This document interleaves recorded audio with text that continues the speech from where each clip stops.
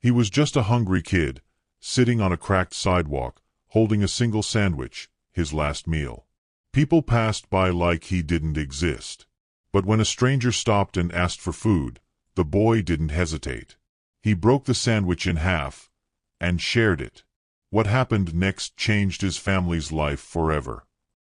His name was Malik. 12 years old, small frame, deep brown eyes, and a quiet strength that life had forced him to build too soon. He lived in one of the city's toughest neighborhoods, a place where every cracked wall and flickering streetlight told a story of struggle. The kind of place where people dreamed big but woke up to sirens, gunshots, and broken promises.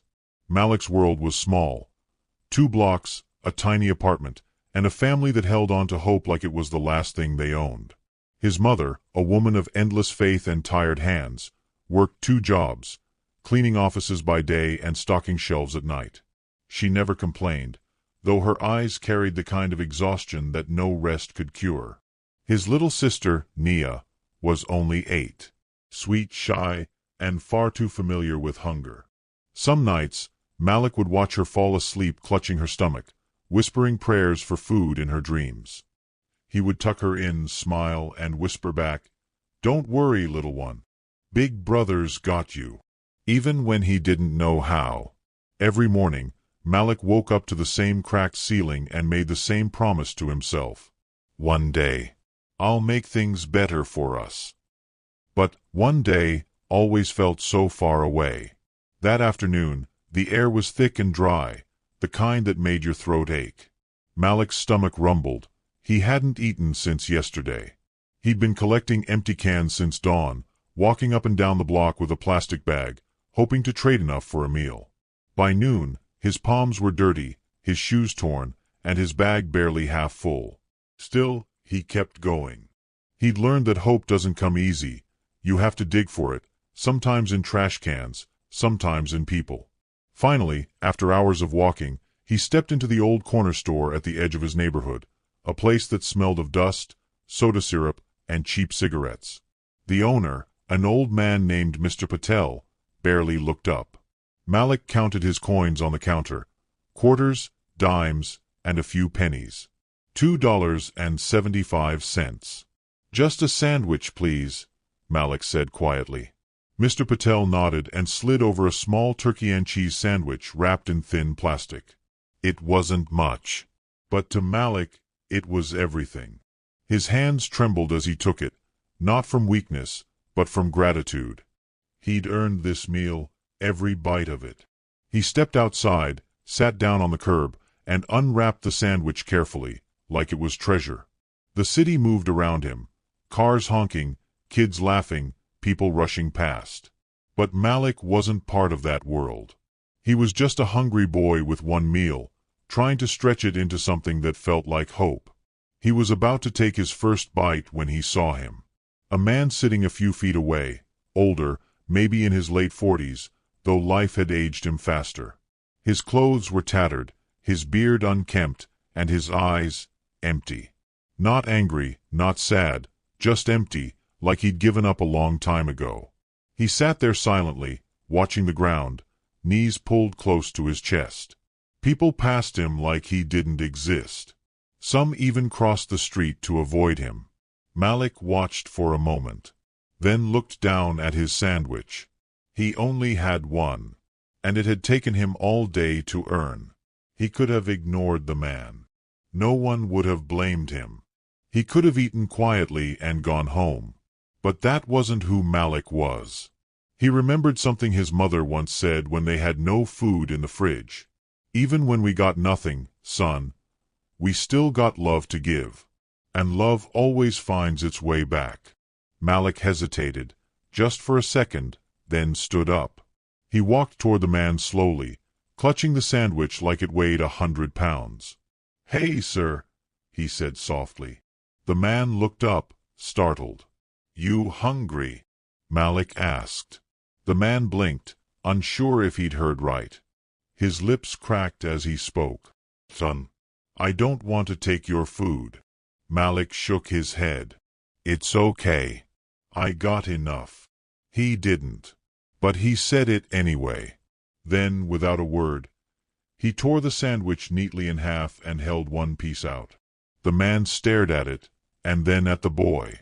His hand shook as he took it, his eyes glistening like someone had just handed him gold. "Thank you," he whispered.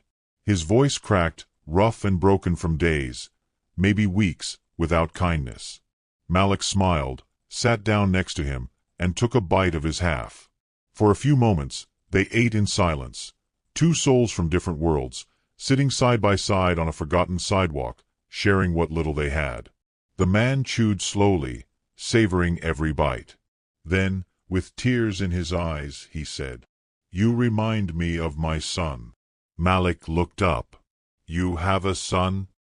The man nodded faintly. Haven't seen him in years. I made mistakes, big ones. Lost my family, my job, my home. People stopped believing in me. And after a while, I stopped believing in myself." Malik listened quietly, his young eyes heavy with empathy. He didn't know what to say, so he simply said, "Well, maybe it's not too late." The man smiled faintly, a tired, grateful smile. And for the first time in a long time, he believed it. When Malik stood to leave, the man reached into his torn coat pocket and pulled out a small, folded piece of paper. "Here," he said. "My name's Mr. Carter. If you ever need help, find me here." Malik nodded, tucked the paper into his pocket, and walked away, not knowing that this single act of kindness would change both of their lives forever. Because sometimes, the smallest gesture from the most unexpected person becomes the spark that lights a miracle. The man ate quietly beside Malik. They didn't talk much, no long speeches, no dramatic music. Just the soft crunch of bread and the faint hum of the city around them. For a few minutes, the world slowed down. Two people who had nothing, finding something real in silence. When Malik finished his half, he brushed the crumbs off his lap and stood up. He gave the man a small nod. "What's your name?" the man asked softly, his voice almost a whisper, like he was afraid the moment might vanish if he spoke too loud. Malik smiled faintly, tucking his hands into his worn-out hoodie. "Doesn't matter," he said with a shrug. "Just wanted to help." And with that, he turned and walked away, his thin figure fading into the noise of the street. The man sat there for a long time, watching the boy disappear.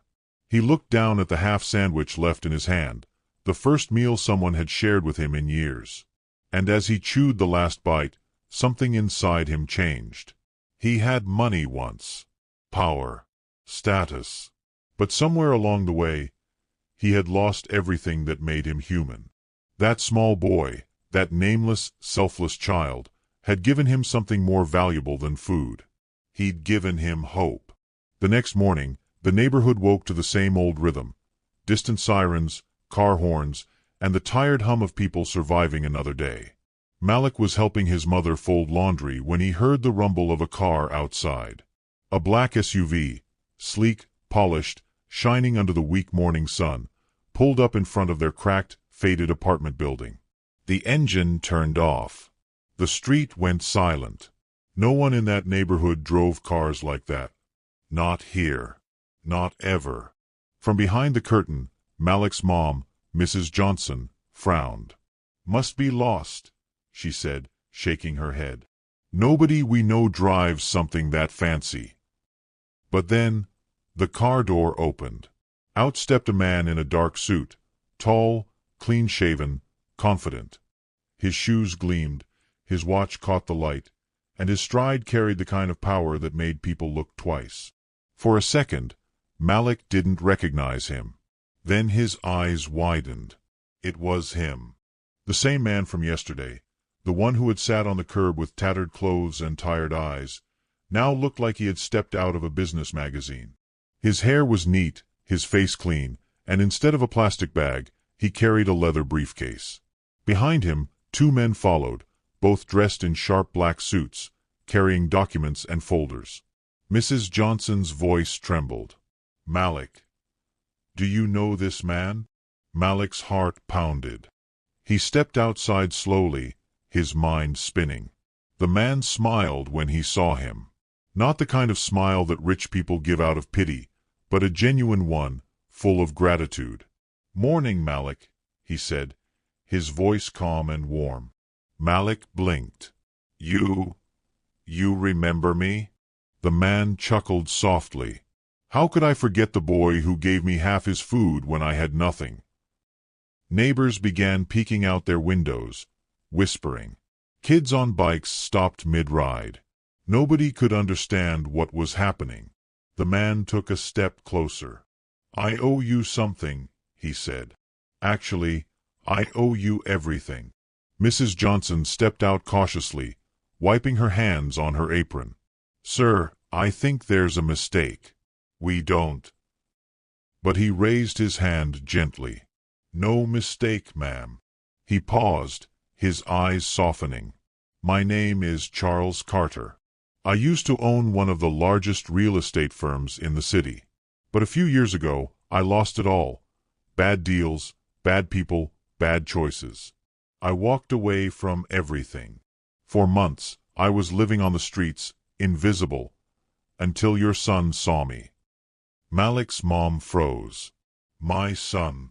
"Yes," he said with a nod. "Your son reminded me who I was, reminded me that kindness still exists, that there's still something worth fighting for. That night, I went back to a friend who still believed in me. I rebuilt. I started again."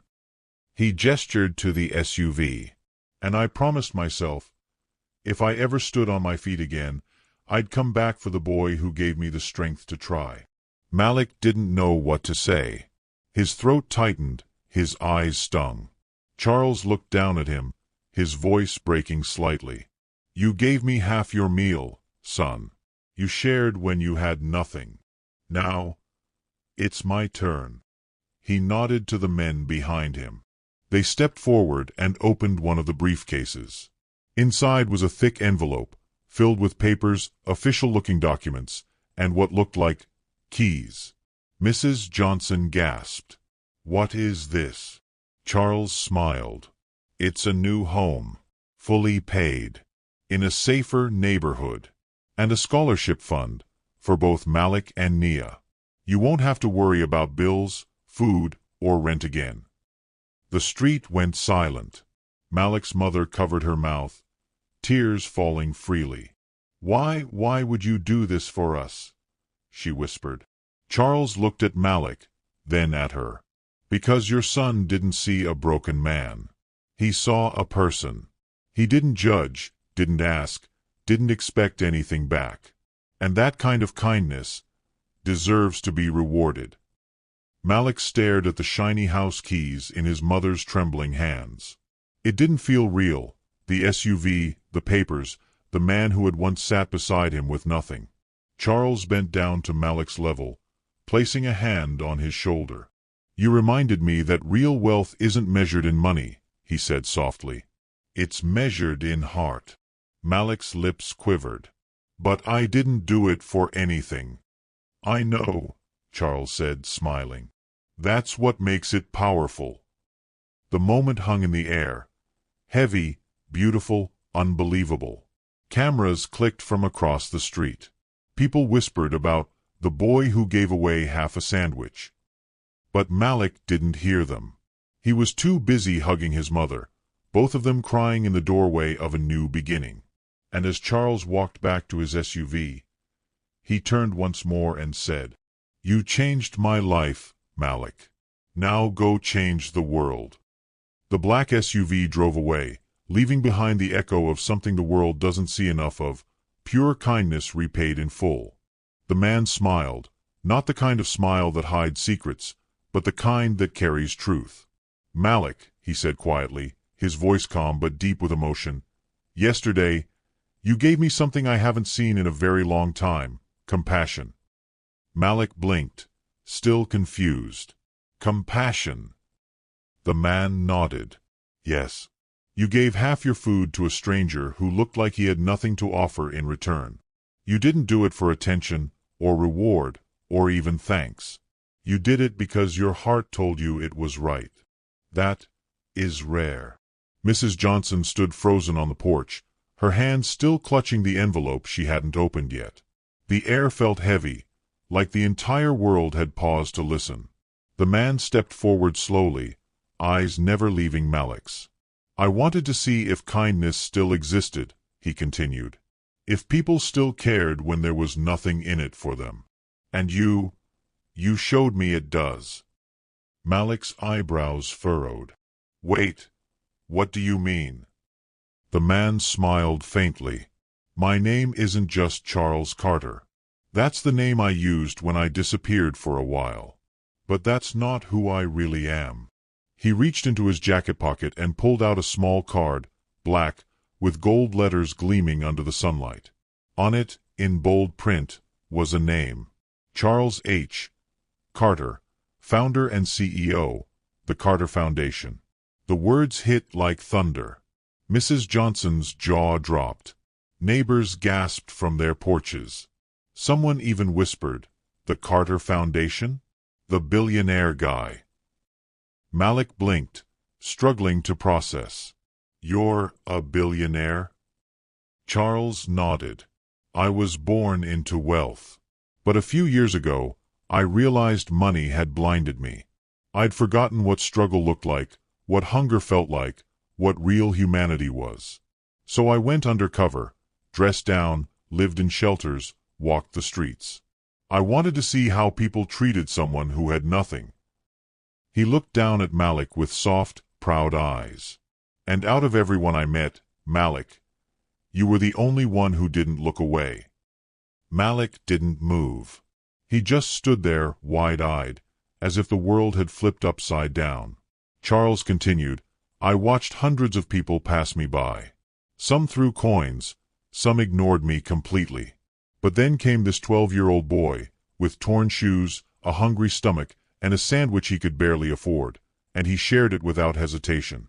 That moment told me everything I needed to know." He turned to Mrs. Johnson, holding out the envelope. "This is for your family." She hesitated. "Sir, we can't." "Please," he said softly, placing it in her trembling hands. "Open it." Her fingers shook as she lifted the flap. Inside was a thick white check. At first, she thought she was seeing it wrong. She blinked, then gasped. The amount written in bold ink read, $500,000. Her hand flew to her mouth. Tears welled up instantly, silent, disbelieving tears that blurred the numbers on the paper. I don't understand," she whispered. Charles smiled gently. "That check will cover a new home, education, food, anything your family needs. It's not charity, it's gratitude. A thank you to a boy who reminded me that wealth means nothing if you forget how to be human." Mrs. Johnson couldn't speak. Her knees nearly gave out as she clutched the envelope to her chest. Malik's voice trembled. "You're really giving us all that, because I shared my food?" Charles crouched down so he was eye level with Malik. "Because you shared your heart," he said softly. "You gave when you had nothing. You didn't think twice. That's what real wealth looks like, Malik. Not money, not fame, but character." For a long moment, no one said a word. The street was silent except for the faint sound of wind against old brick walls. Malik's eyes glistened. I didn't think it was a big deal." Charles smiled. "That's what makes it beautiful. The smallest acts of kindness often echo the loudest." He stood and turned back to Mrs. Johnson. "There's also a note inside," he said. "You might want to read it." Her hands shook as she unfolded the paper. The handwriting was neat, elegant. It read, "For the boy who gave everything when he had nothing. May this gift remind you that goodness never goes unnoticed, even when the world isn't watching." She pressed the note to her chest, sobbing quietly. Malik looked down at the ground, overwhelmed. He couldn't explain what he felt. Joy, disbelief, gratitude, it was all tangled together. For the first time in his life, He wasn't thinking about tomorrow's hunger or next month's rent. He was thinking about how one simple choice, one moment of kindness, had changed everything. Charles took a deep breath, glancing around at the neighbors who had gathered. "I went out looking for kindness," he said loudly enough for everyone to hear. "And I found it here, in a boy most people would have overlooked." He turned back to Malik. "You have a gift, son. Don't ever lose it. The world needs more people like you."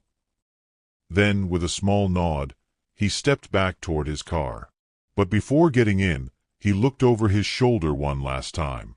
"Take care of your family, Malik. And when life gives you more than you need, remember this moment, and pass it on."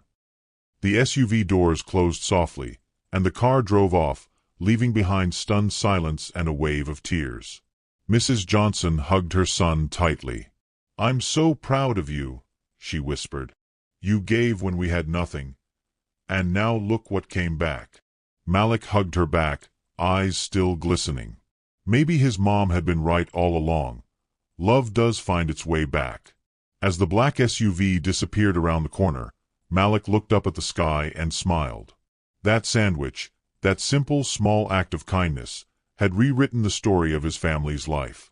Because sometimes, the richest people aren't the ones with money in their hands, but the ones with kindness in their hearts. Within just a few weeks, Malik's life started to look completely different.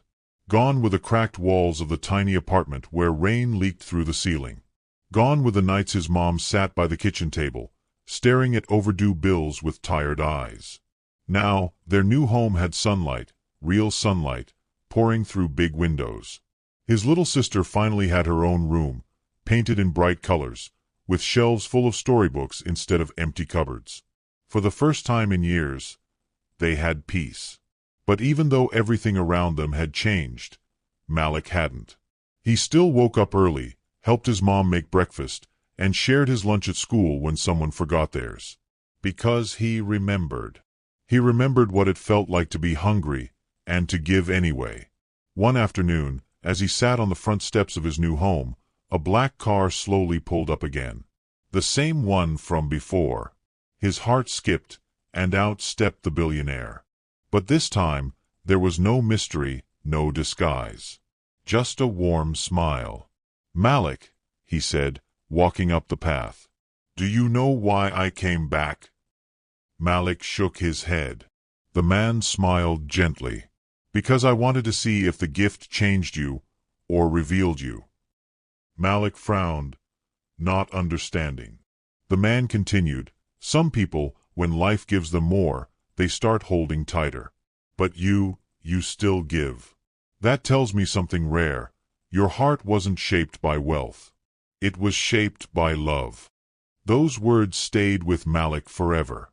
That evening, the man sat with Malik and his mom over dinner. No cameras. No press. Just a conversation between people whose lives had crossed for a reason. He told them the truth, that before he'd become one of the wealthiest men in the city, he'd grown up in a neighborhood just like Malik's. He knew the struggle, the hunger, the hopelessness. And years ago, when he had nothing, someone had once shared a meal with him. That moment, that act of kindness, had planted the seed for everything he built later. "So when I saw you share your food," he said softly, "it reminded me of where I came from. And I realized, it's time to give that gift back." Malik's mom wiped her eyes quietly. Malik just stared, taking in every word. Because for the first time, he understood something deeper. Kindness was a circle. What you gave didn't disappear. It came back, often when you least expected it. Weeks turned into months. The media eventually caught wind of the story. A boy's sandwich changes his family's destiny. News stations ran the story nationwide. But Malik never chased fame. When reporters came asking for interviews, he politely said no. He didn't want to be a story. He wanted to be a reminder. A reminder that sometimes life's biggest tests don't come wrapped in hardship or opportunity. They come disguised as simple choices. Will you give, even when you don't have much to give? Will you care, even when the world forgets to care for you. Years later, Malik grew up. He studied hard, got into college, on a scholarship the billionaire had arranged secretly. When he graduated, instead of moving to a big city, he returned to his old neighborhood. The same cracked sidewalks, the same corner store where it all began. But this time, he wasn't just a kid on the curb counting coins. He was a man with a mission. He opened a small community kitchen, the Half Sandwich Foundation. Its slogan read, "Give half. Feed hope." Every day, it served meals to anyone in need, no questions asked. And when people asked him why he did it, Malik always said the same thing. Because once, someone saw me. And I never forgot how that felt. One evening, as Malik was locking up the kitchen, he saw a boy sitting on the steps outside. Small, skinny, counting coins. It felt like looking in a mirror of time. Malik smiled, walked over, and said, "Hey, you hungry?" The boy nodded shyly. Malik split his sandwich in half and handed it over. In that moment, the cycle began again. Before the billionaire left town years earlier, he had said something to Malik that still echoed in his heart like a quiet melody. The world doesn't need more money. It needs more hearts like yours. And Malik finally understood. Because wealth isn't just a number. It's a responsibility. It's the power to heal, to uplift, to remind people that goodness still exists. You can't measure it in bank accounts or cars. You measure it in smiles restored, dreams rebuilt, and hope reborn. In the end, Malik's story wasn't about a sandwich, or even about luck. It was about humanity, the kind that survives in the hardest places, the kind that refuses to die even when the world seems cold. He had once thought he was just helping a stranger. But maybe, just maybe, that stranger was sent to remind him that every act of kindness plants a seed, one that can grow far beyond what we ever imagine. And as Malik looked at the city skyline that night, the lights glowing against the dark sky, he whispered to himself, "If kindness could change my life, imagine what it could do for the world." Because sometimes, the smallest act doesn't just feed a stranger, it feeds the future.